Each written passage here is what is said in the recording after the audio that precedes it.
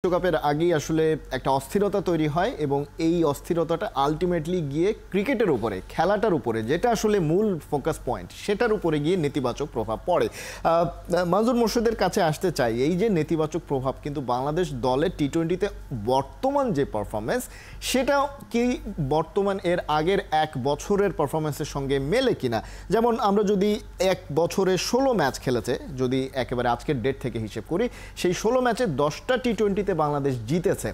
সেই বাংলাদেশ দলের ব্যাটিং এবং এই জয়ের মধ্যে আবার নিউজিল্যান্ড, পাকিস্তান, শ্রীলঙ্কার মতো দলও রয়েছে, এদের বিরুদ্ধে বাংলাদেশ জিতেছে।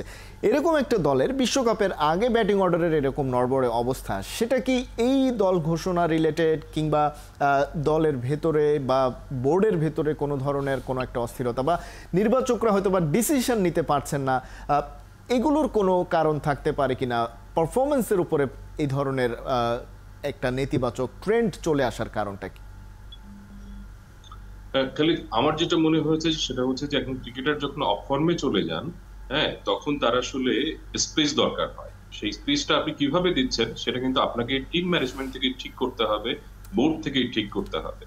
এখন সেই জায়গাটিতে আমার মনে হয় বেশ কিছু সমস্যা রয়ে গেছে এবং সেটা আমরা নোটিস করতে পারি না, এবং নোটিস করলেও যেটা হয় নানাজন নানাভাবে সেটাকে ব্যাখ্যা করে এবং দেখা যায় ওই আমার মনে হয় যেটা ওই ক্রিকেটারের কাছে ওই মানে বিষয়গুলো বিভিন্ন ভাবে যায়, তারপর তিনি একটা চাপে পড়ে যান, সেখান থেকে তার বের হয়ে আসাটা আসলে খুব কঠিন হয়ে যায়। এখন আমরা খুব ভালো করেই জানি যে লিটন দাসকে দেশে রেখে যাওয়া সম্ভব না।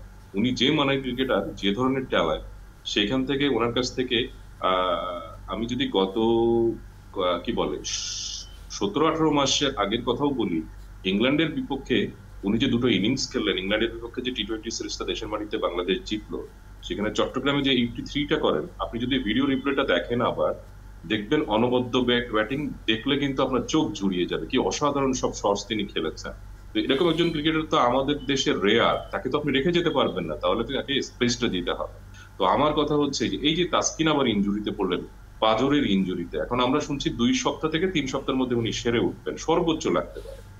তাহলে তার মানে দেখা যাচ্ছে কি যে যুক্তরাষ্ট্রের বিপক্ষে যে প্রস্তুতি সিরিজটা বাংলাদেশ খেলবে সেখানে হয়তো তাসকিন থাকবেন না, বাট বিশ্বকাপে তিনি থাকতে পারেন। তার মানে কি তাকে হয়তোবা শেষ পর্যন্ত বিশ্বকাপে স্কোয়াডে রাখা হতে পারে।